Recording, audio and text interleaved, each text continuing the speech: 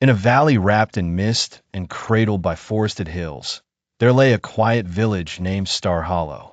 Starhollow wasn't like other places. Its nights twinkled with stars that fell like glittering snow, and its trees whispered stories to anyone who dared to listen.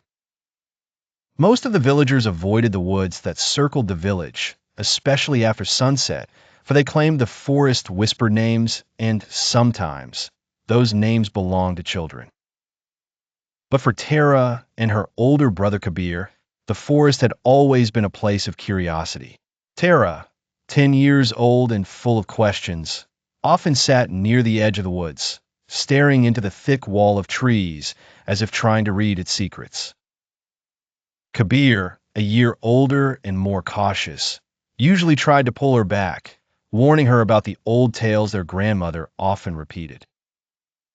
Their grandmother, called Grandma Luma by the village, was a wise woman with soft eyes and silver hair that shimmered like moonlight.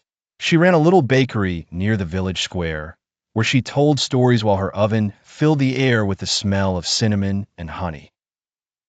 One evening, as the stars began to blink into the sky and the mist from the forest started creeping into the fields, Grandma Luma lit a strange lantern. It wasn't like the ones in the bakery or their home. This one had carvings all over it, swirling patterns of moons, stars, and trees. It glowed not with fire, but with a golden light that pulsed like a heartbeat. Tara was fascinated. "That's not an ordinary lantern," she said, eyes wide. Grandma Luma looked at the light for a long time before replying. "No, dear. This is the Lantern of Luma, our family's oldest treasure. It was once used to protect this village from the darkness of the Whispering Woods." Kabir raised an eyebrow. "Darkness?" Grandma nodded. "Long ago, a child wandered into the woods and never came back.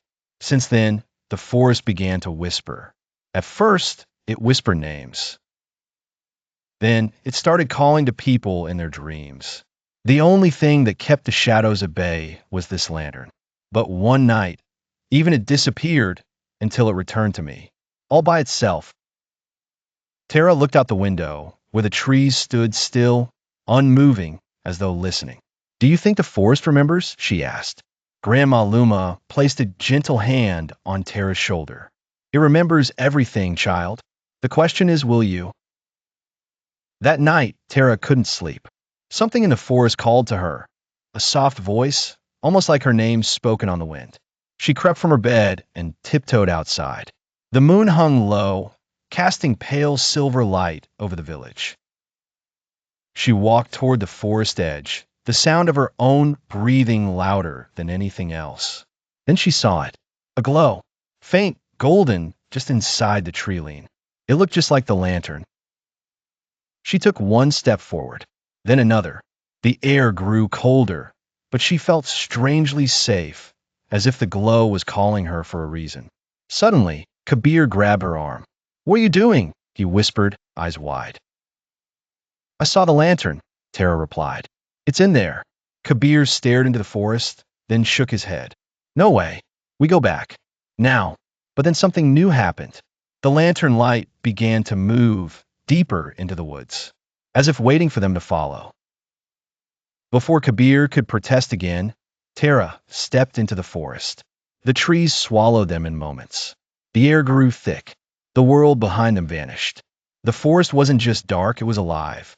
The trees whispered in low murmurs, their leaves rustling with voices that didn't quite make sense.